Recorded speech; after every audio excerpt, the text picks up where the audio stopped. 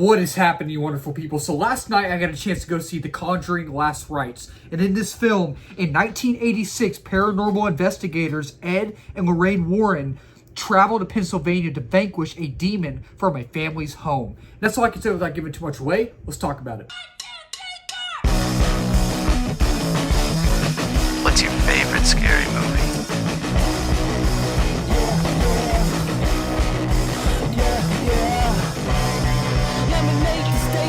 So when it comes to the Conjuring franchise, in my opinion, it's kind of funny because the only two that I have not fully seen, I've seen bits and pieces and I started one of them, but just never finished one of them. And that basically tells you what I thought of that film without even finishing it. Move this man!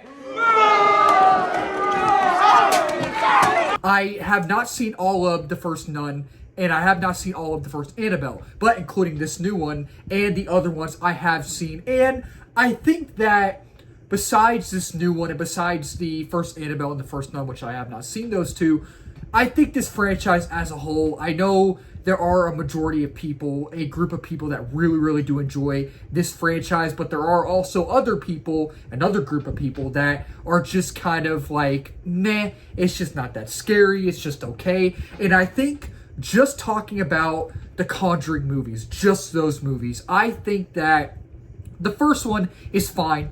It's okay. Never found it over the top scary. I watched it and I was just like, oh, that's kind of overhyped.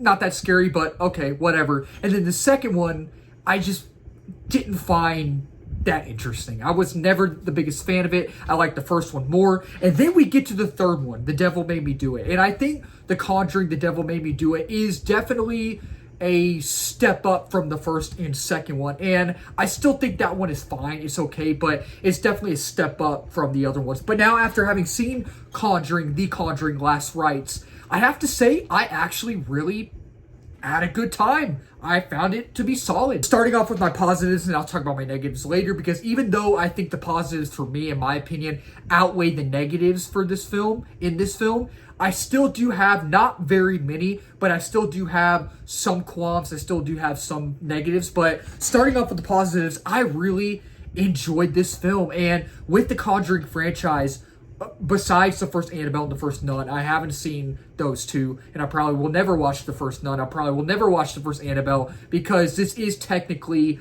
the last film in the franchise. They may make more spin-offs, but I don't know if I'll go watch them.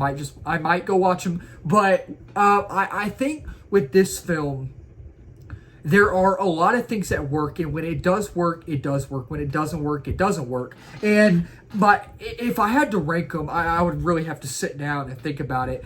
I think this is definitely my favorite out of the franchise from what I've seen. And I think my second favorite is Annabelle Comes Home, the third Annabelle. And I actually enjoyed that film, but that's a story for another time. We'll talk about that another time. But with this film, there are a lot of things that I just found really elegant in this film. There are a lot of things that I really found enjoyment out of in this film. And starting off, and not just in this film, but in the franchise as a whole, from what I've seen, from what I've gathered, the chemistry between Patrick Wilson and Vera Farmiga in this franchise and in this film, their chemistry, their dynamic, you actually feel like they're a couple. You feel like you can get invested into their relationship when one of them is in a bind in one of these films, and when one of them is in a particular moment where they don't know if they'll be able to get out of this alive, or if this character doesn't know if they'll be able to get out of this alive. You actually feel for them as a couple. You feel for them as a character. And I feel like in this film in particular, the chemistry between not just them, but their daughter, Judy, played by Mia Tomlinson, which she was phenomenal in this film. And I actually, when I got home last night, I looked up to see if she was in anything else, because I recognized her, but she's been in a few other things, but this is like her first main Hollywood big film produced film. And Mia knocked it out of the park playing Judy. She really, really did such a good job. And not just the chemistry and dynamic between Ed and Lorraine, Vera and Patrick Wilson, but the chemistry between Judy and Lorraine. Like, you feel the chemistry and the motherhood and the daughter and the mother bond, and it was really fun to watch and really pleasing to watch. And just the chemistry between all three of them, the chemistry between the family, like, it's just beautiful to watch. And I think as far as the way the film looks, I love the look of the film. I love the vibe and the feel. I thought the cinematography and the color grading was really elegant. It really was. And the color grading especially, and mainly sometimes the cinematography was great. But I feel like the color grading, while I'm not the biggest fan of The Conjuring 2, I don't like The Conjuring 2, it really took me back to that film with how the color grading looked, like this grayish, sometimes greenish, yellowish color grading type, and I really love that in this film. And I even think the editing was unique. I love the editing in this film. I love how fast-paced it was, and I love the directing in this film. I thought the directing from Michael Chavez was really elegant and unique as well, and I thought Michael Chavez did such a really good job with this film, especially with him, how he directed it. And I love how fast-paced the camera was. I love how the camera moved, the camera angles, and there's a scene where it goes up above the houses, and then it goes back into the house and kicks the back door open, and you'll know what I'm talking about when y'all go see the movie. You'll see what I'm talking about, and I really enjoyed that in the film.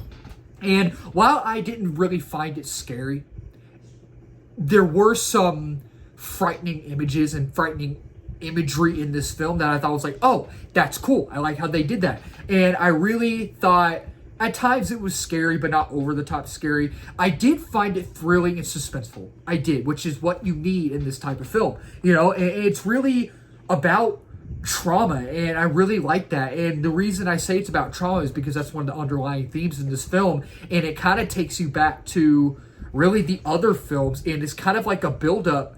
The trauma in this film, when you get the trauma-based moments in this film, it's kind of like it's like a built up. It was like built up from the other films, and it kind of has to do with Vera Farmiga's character Lorraine and their daughter as well, and it really worked. And I really think that you have to see it in IMAX. I saw it in IMAX last night, and the scope and scale, it's massive. It's massive. Mainly the scale. I think the scope's big in this film, but I think the scale is mainly big in this film, and I really, really enjoyed that. And I feel like it's a very solid entry into the franchise, and I think it's a really amazing conclusion to the franchise as well. And again, I thought Mia Tomlinson was a standout as Judy. Again, I thought Lorraine. I really don't know what he said at the end of that sentence. And Ed's chemistry, it was great in here. I thought the cinematography was great. I thought the directing was great, and the emotional weight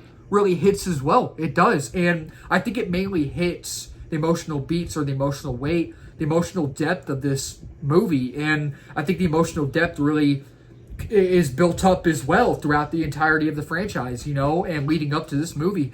And it really hits, especially mainly because this is the last one. And towards the end, I'm like, oh man, I don't want it to end. I don't want it to end. And I feel like my favorite thing in this film, and my favorite thing throughout the other films in the franchise as well, is their chemistry. Their chemistry is so amazing, and it's just, man, almost everything about this film really worked for me, and I'm shocked at how much I really enjoyed it, because I didn't really think the trailers worked for me all that much, and this isn't my favorite franchise. I'm not the biggest fan of this franchise, and this will end up being one of my most surprising films of the year, because I had no expectations for it, but I obviously wanted to like it or love it, because I want to love or like every movie I go see, you know. And surprisingly at times, it's funny as well. Like, it has its own dry sense of humor, which I really, really enjoyed. And it's the best in the franchise. I thought the script was really elegant too. I thought the dialogue was sharp for the most part. And I thought the editing was great. The scope felt big. It never really loses its pace. And again, it's about trauma. And I just really, really enjoyed the story for the most part as well. And yeah, I enjoyed it. Now talking about my negatives, while I did really enjoy this film overall, about the positives do outweigh the negatives, I think that while I did enjoy the story, I did enjoy it for the most part. My issues mainly come into play with the story. My issues mainly have to do with the story. While I enjoyed it, for the most part, it is a sweet but simple story. It is very predictable. You know how the story goes. You know how it's going to end. And mainly, especially with these type of horror films. And if you look back at the other Conjuring films, it doesn't really do anything new. It doesn't really do anything new. You know what story you're going to get. You're like, oh, I have seen this before, but I'm hoping other elements of this film will make me enjoy it and not so much the story, if that makes sense. And it's not a perfect film. I'm not saying it's a top 10 film of the year. It's not a masterpiece or anything. It's not going to win any awards. It's not going to win any Oscars. It's not. But and while I found it thrilling and frightening and suspenseful at times, and maybe there's some scary moments here and there, I didn't find it necessarily over the top scary. I really didn't. There's one scene that made me jump, and that scene made me go, oh, okay, that got me. That was good. Like I thought that was good. I didn't expect that. I didn't see that coming. But it just overall wasn't over the top scary. And while I didn't think the pacing was bad at all, I thought the pacing was fine. It really never let up, and I never really was bored. It is a little long. You do feel the runtime at times, and you're like, oh, is the pacing about to let up? Oh, the pacing might let up, and then it really just gets you back into it. It throws you back into it. And while I did feel long, I never really thought the pacing was that bad. I was never bored. And I think towards the beginning of the film, it really never, at times, I was like, oh, this doesn't feel like an Ed and Lorraine Warren story. This feels like a different story. And it just, at the beginning as well, I was like, it doesn't feel like Ed and Lorraine are in this movie very much. That may just be me, but I'm interested to see how other people feel about that certain aspect of it. It just, at times, it didn't really feel like they were in it much. But then, obviously, towards the end, when the story kicked in, the narrative kicked in, they were obviously there. So I really think also, while I did enjoy the story, it's very, like I said, sweet but simple, and sweet and simple. And it's straight to the point, and it's semi-paper thin. It's kind of paper thin, you know? And it takes a while for its story to kick in. It really does take a while for it to kick in. And the thing is with the story is that at times it feels all over the place. It feels messy, and it never really finds its footing.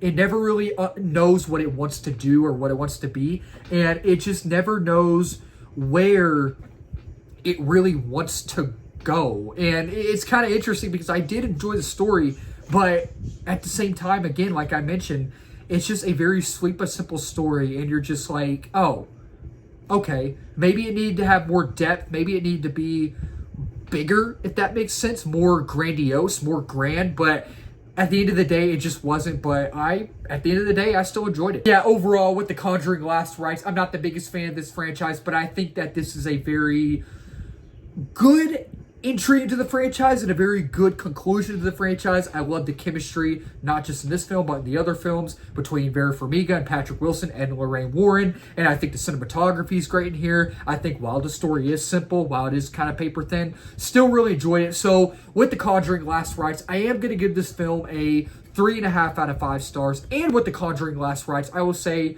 definitely dedicate your time if you're a horror fan, if you're a Conjuring fan. I think you might enjoy it. Now to wrap up this video, thank y'all so much for watching. If you're new to the channel, please subscribe, like, comment, share in this video. We just hit 1K subs a while back, 2K the next one, and beyond that as well, and 3K after that as well, and beyond that as well. And if you're new as well, I do movie reviews, TV show reviews, trailer reactions, movie live streams, movie news, movie rankings, all that wonderful movie stuff under the movie umbrella. And again, let's talk about it down below in the comments. Did y'all like The Conjuring Last Rites? Did y'all not like it? Is it y'all's favorite movie in the franchise? Is it y'all's least favorite movie in the franchise? Let's talk about it down below. Keep talking movies, wonderful people. Cheers.